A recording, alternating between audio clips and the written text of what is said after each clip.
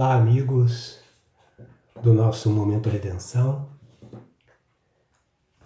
Juntos mais uma vez para tratar desses temas importantes, relevantes da doutrina dos Espíritos, que nós temos tido a oportunidade de mostrar para as reflexões de todos nós acerca dessas instruções trazidas pelos Espíritos e codificadas por Allan Kardec.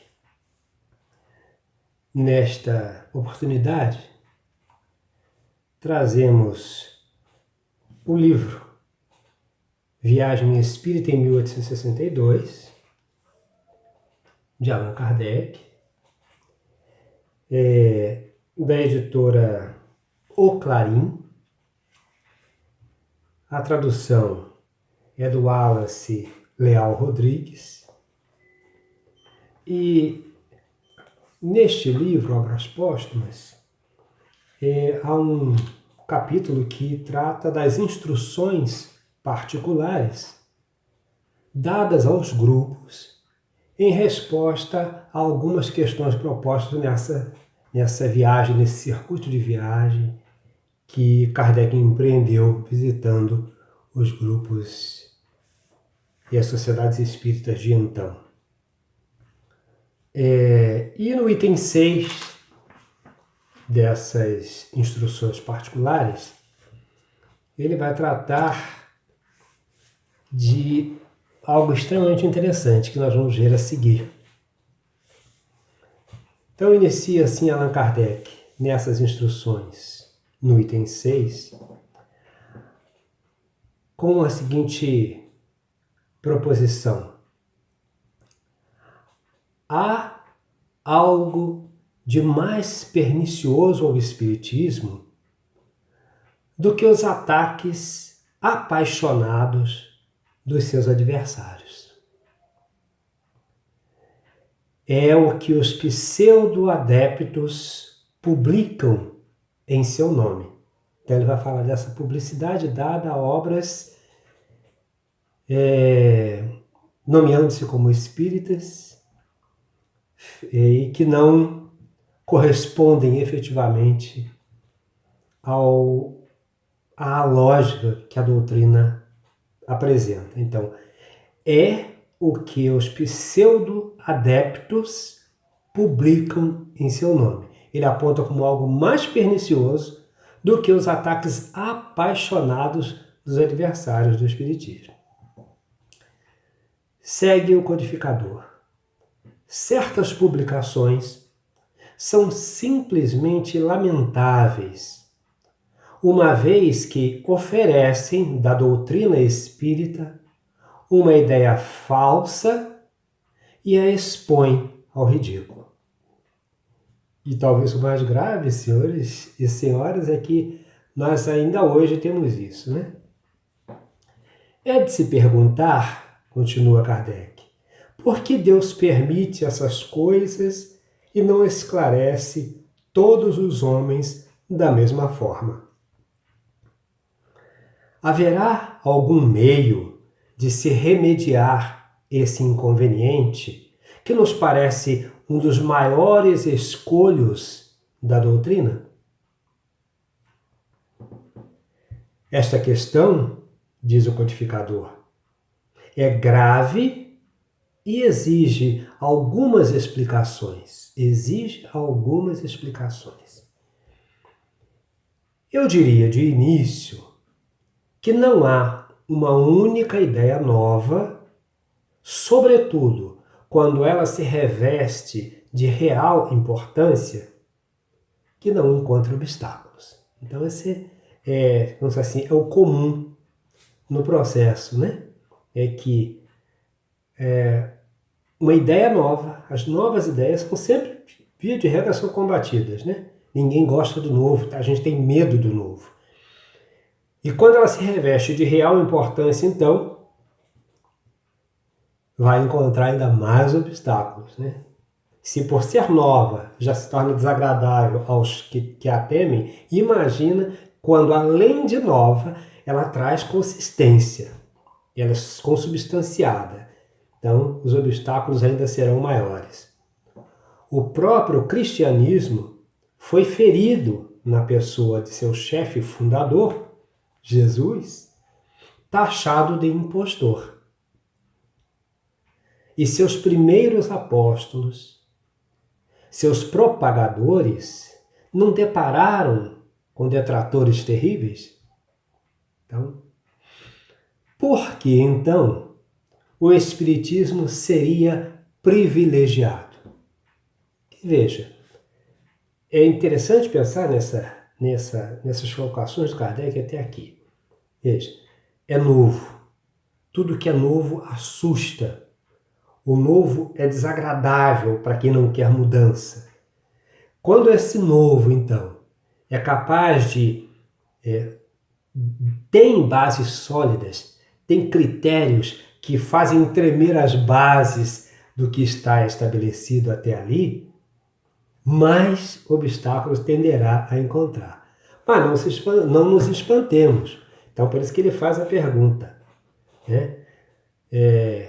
Haverá algum meio de se remediar esse inconveniente que nos parece um dos maiores escolhos da doutrina?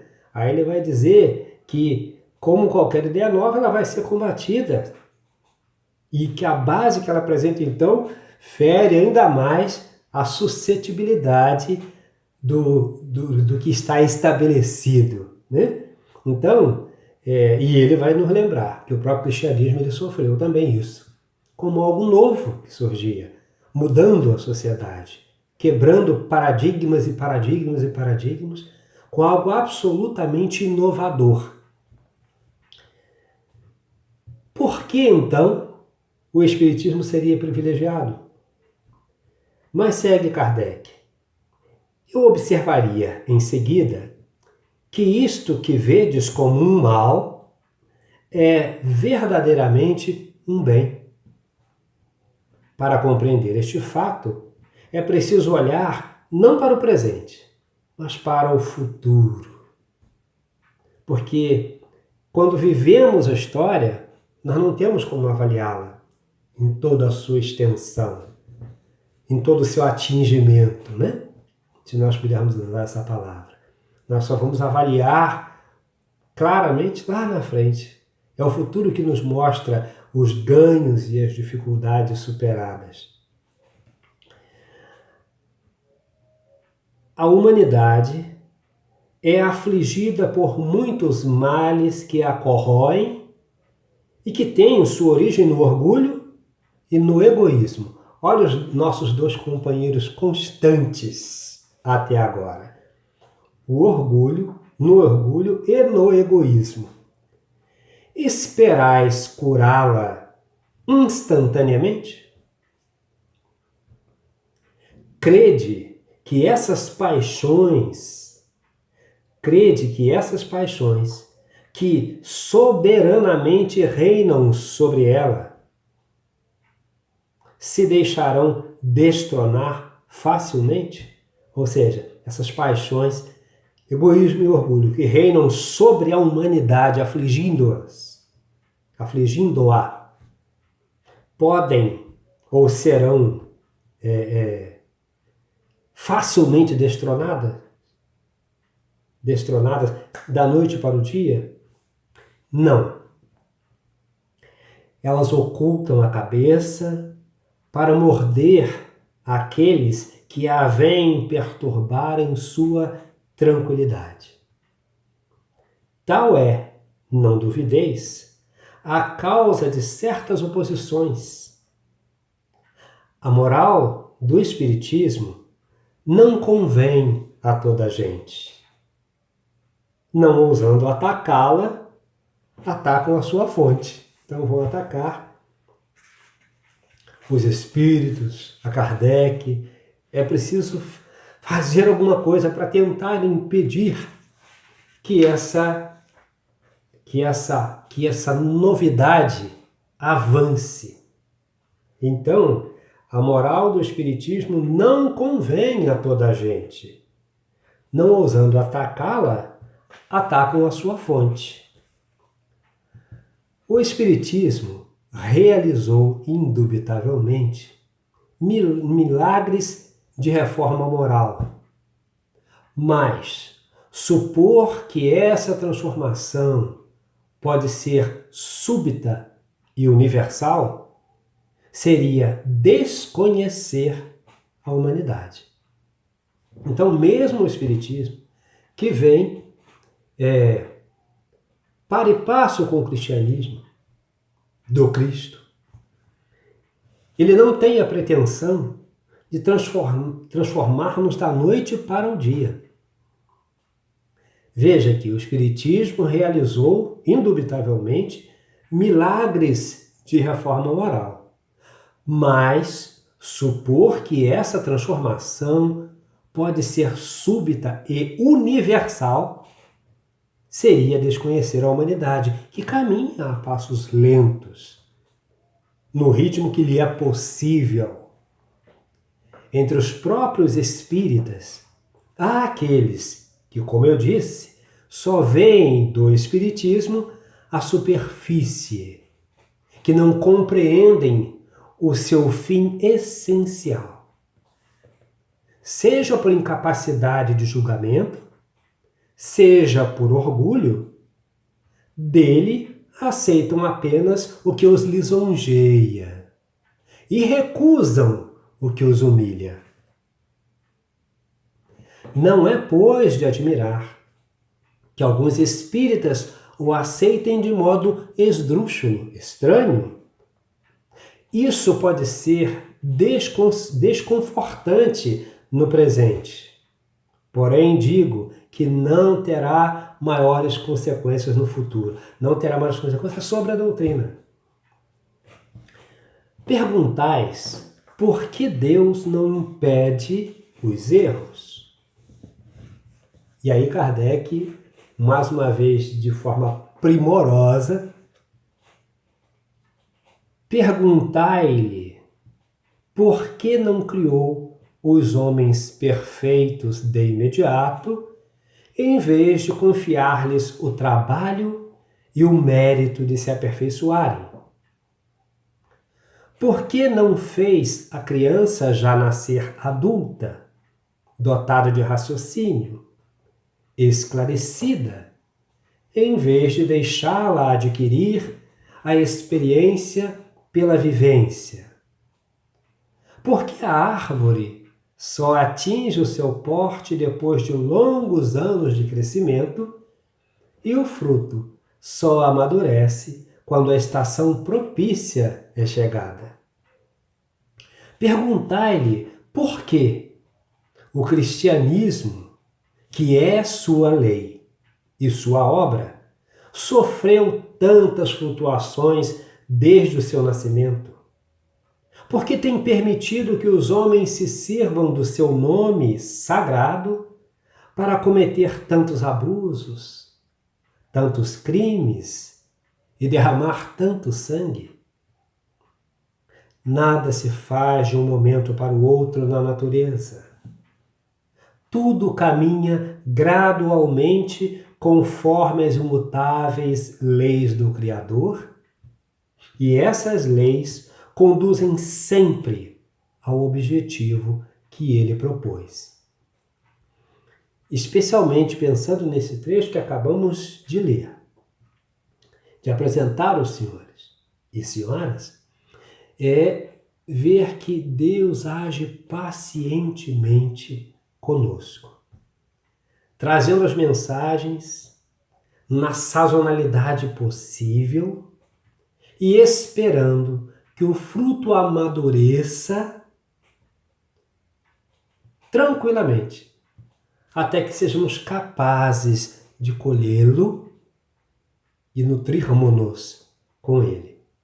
Então nós temos que tirar a pressa, nós que nos arvoramos em transformadores do outro, que buscamos impor ao outro a nossa transformação, aquela que nós temos que fazer, a gente tenta fazer com o outro. Então é preciso cuidado, né? Ora, a humanidade na Terra é ainda jovem, apesar da pretensão dos seus doutos. O Espiritismo, também ele, apenas acaba de nascer. Ele cresce depressa, como vedes, e desfruta de uma excelente saúde. Mas é preciso dar-lhe tempo para atingir a idade viril. Eu vos disse ainda que as afrontas que ele sofre e que lamentais têm seu lado bom. São os próprios espíritos que nos vêm explicar essa questão. Eis uma passagem de certa comunicação obtida a tal respeito. Vamos a ela. Os espíritas esclarecidos devem se felicitar com o fato de as falsas e contraditórias ideias se revelarem neste período inicial, pois que são combatidas, arruinam-se e se esgotam no decorrer da infância do Espiritismo. Uma vez purgadas de quanto haja de indesejável, ele cintilará com um brilho mais vivo e caminhará com um passo mais firme até que tenha alcançado o seu pleno desenvolvimento. Fecha aspas. Essa judiciosa apreciação, segue Kardec, acrescento que é assim como uma criança que fica sujeita aos incidentes da infância até que tudo se equilibra. Mas, para sopesar o efeito dessas dissidências, basta observar o quanto se passa. Em que se apoiam elas? Em opiniões individuais, que podem reunir algumas pessoas, pois não há ideia, por mais absurda que seja, que não encontre participantes. Todavia, julgar-se do seu valor pela preponderância, todavia, julga-se de seu valor pela preponderância que ela adquire. Então, opiniões absurdas que sejam, elas sempre contarão com adeptos, sempre, em qualquer momento da história do homem. Mas, todavia, ali colocado, julga-se de seu valor pela preponderância que ela adquire. Porque essas ideias esdrúxulas, elas surgem, conquistam adeptos e morrem na esquina. Ora, vedes essas ideias de que falamos, empolgando ainda que em termos as simpatias? Repetindo. Ora, vedes essas ideias de que falamos, empolgando ainda em termos as simpatias? Empolga-se alguém com isso? Ainda? Onde se constituem em escola, ameaçando pelo número de aderentes a bandeira que adotastes? Em parte alguma. Pelo contrário, as ideias divergentes assistem necessariamente à evasão dos seus participantes, que partem para aderir à unidade que se faz lei para a imensa maioria, se é que não o faz para a totalidade. Então essas ideias acabam morrendo por si mesmos, os próprios adeptos iniciais dela vão debandando e aderindo à ideia central, à ideia base que traz o Espiritismo, né? Que vem trazendo o Espiritismo, que vai, ao contrário das outras, se solidificando pela base sólida que contém. De todos os sistemas que surgiram quando da origem das manifestações, quantos permanecem de pé? Entre esses sistemas, um há que em certa cidade adquiriu, há alguns anos, grandes proporções. mas contai seus aderentes nos dias que correm. Acreditais que, se fosse verdadeiro, não teria crescido e absorvido seus concorrentes? Em semelhante caso, a constatação por número é um índice que não nos pode enganar. Quanto a mim, eu vos declaro que, se a doutrina da qual me fiz propagador fosse repelida com unanimidade, se em vez de crescer eu a tivesse visto declinar, se uma teoria mais racional houvesse conquistado o maior número de simpatias, demonstrando assim, de modo peremptório, o erro do Espiritismo, eu veria como uma orgulhosa puerilidade pôr-me à cabeça de uma ideia falsa, uma vez que, antes de tudo, a verdade não pode ser uma questão pessoal, nem de amor próprio. Comentávamos um dia desses, num dos nossos programas aqui, e que era o caminho aqui no Caminhando Juntos, sobre essa questão levantada até sobre a honestidade moral de Allan Kardec. E aqui se espelha, se espraia isso com muita clareza, né? Eu veria como uma orgulhosa puerilidade pôr-me à cabeça de uma ideia falsa, uma vez que, antes de tudo, vejam bem, a verdade não pode ser uma questão pessoal nem de amor próprio. E eu seria o primeiro a dizer: irmãos, eis a luz, segui-a, ofereço-vos o meu próprio exemplo. Isso é de uma dignidade, de uma grandeza moral, de um posicionamento límpido, que é emocionante.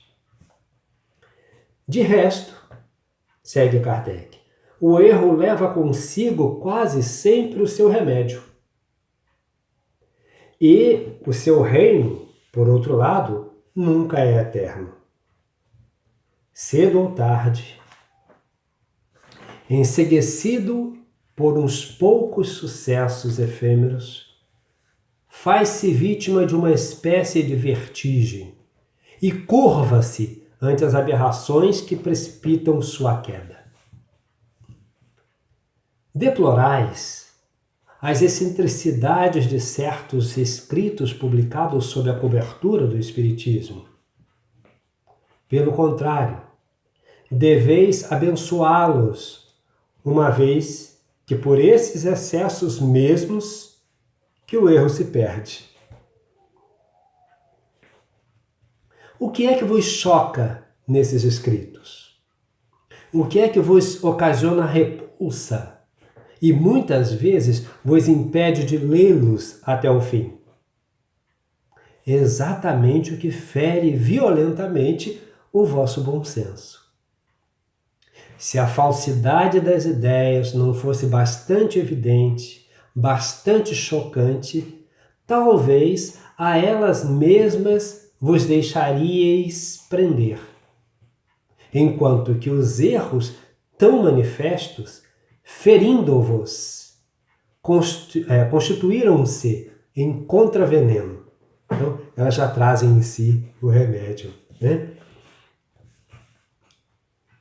Esses erros provêm quase sempre de espíritos levianos, sistemáticos ou pseudo-sábios, que se comprazem vendo editadas suas fantasias e utopias, e isso por homens que conseguiram enlear a ponto de fazê-los aceitar, de olhos fechados, tudo quanto lhes debitam, oferecendo alguns poucos grãos de boa qualidade em meio ao joio.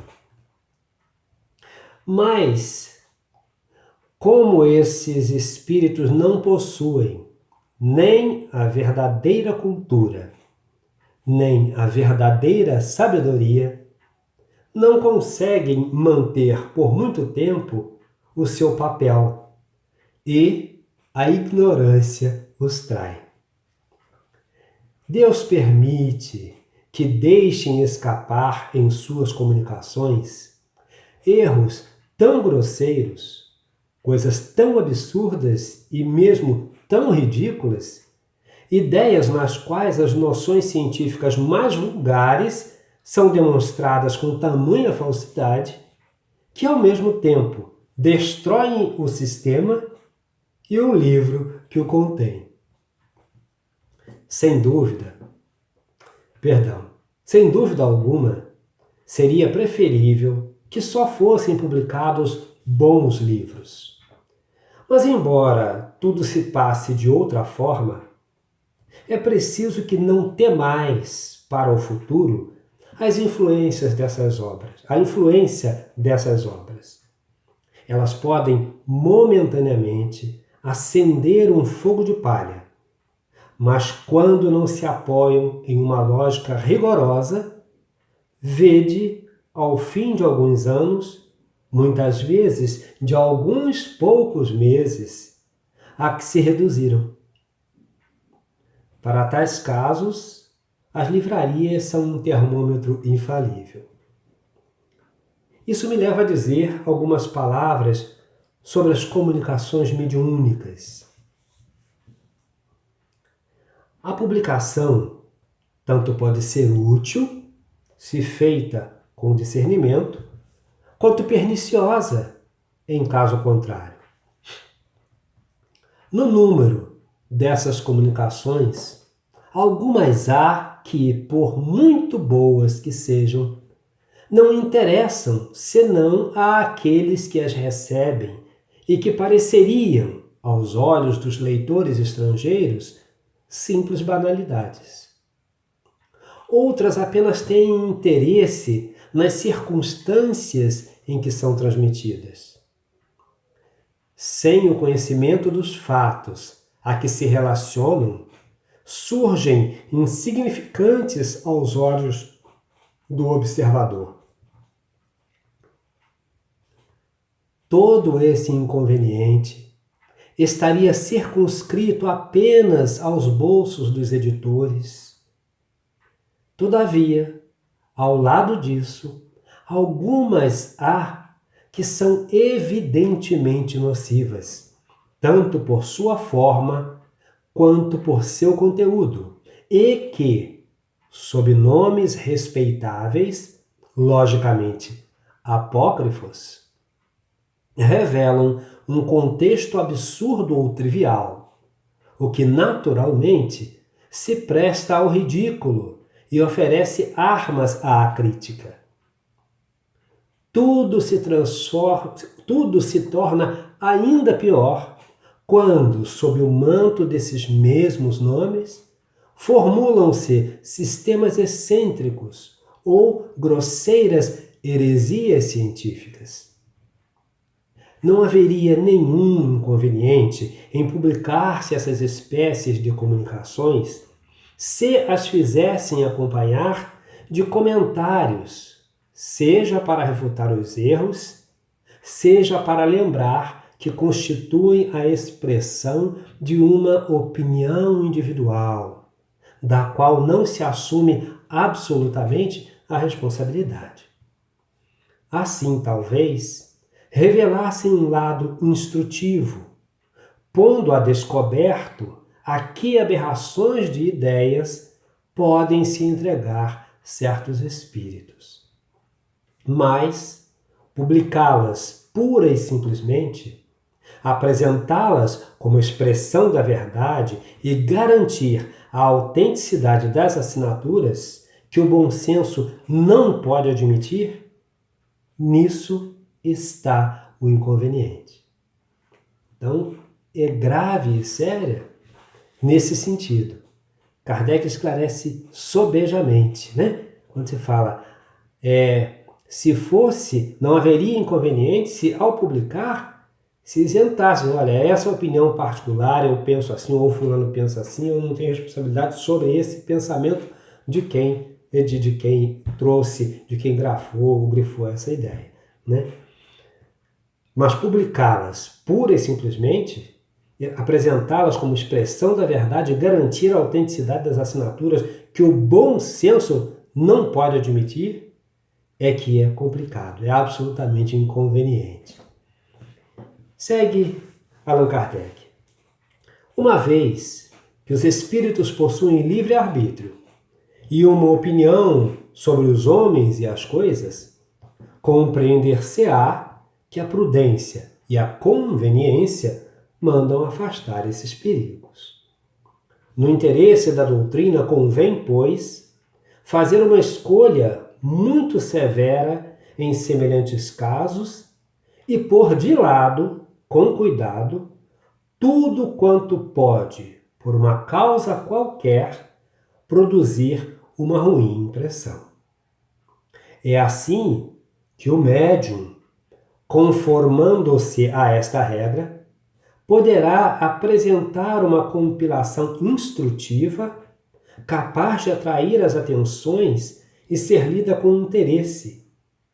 Mas é assim também que, publicando tudo quanto recebe, sem método e sem discernimento, será capaz de apresentar muitos volumes detestáveis, cujo inconveniente menor será o de não serem lidos.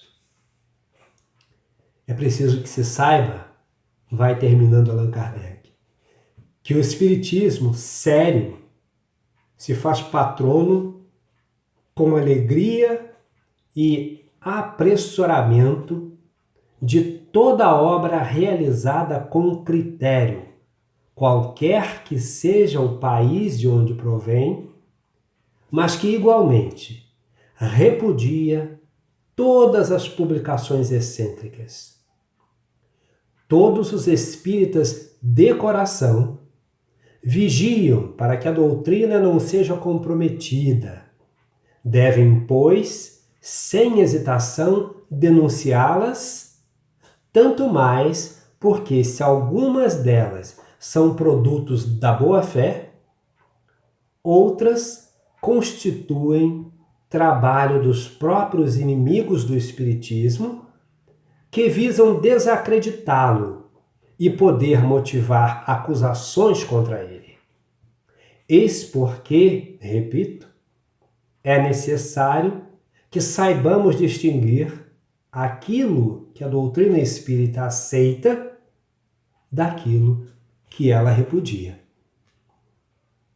Então, amigos, recomendamos respeitosamente que busquem esse livreto, este opúsculo, Viagem Espírita em 1862, é um repositório de informações e análises muito valiosas para nós espíritas, e especialmente aqui nas instruções particulares dadas aos grupos em resposta a algumas questões propostas que Kardec encontrou nessa viagem espírita em 1862 a esses diversas sociedades na Europa de então, né?